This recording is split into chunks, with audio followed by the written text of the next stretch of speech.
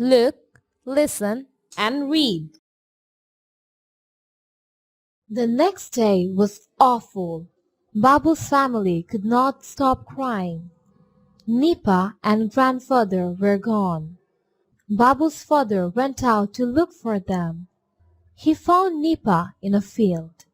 She was holding onto a tree and she was covered in mud. She didn't remember anything.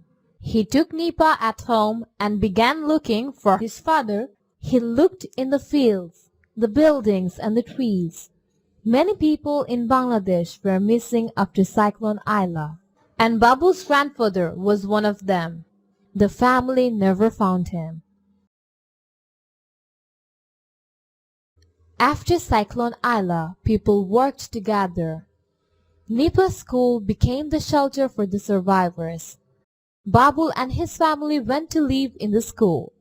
The government of Bangladesh and workers from NGOs came to help, but things were very hard. There wasn't enough safe drinking water or food, so many people became ill.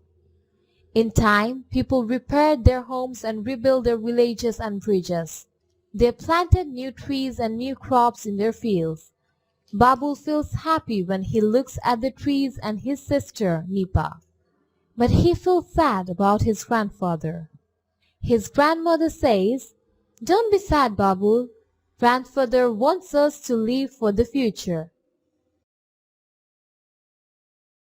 Read the fifth and sixth paragraphs of Activity D from your textbook.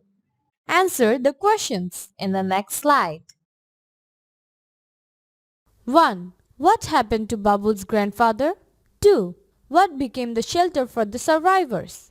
3. Who came to help the survivors after Cyclone Aila? Babul's grandfather was never found. Nipa school became the shelter for the survivors. The government of Bangladesh and workers from NGOs came to help the survivors after Cyclone Aila.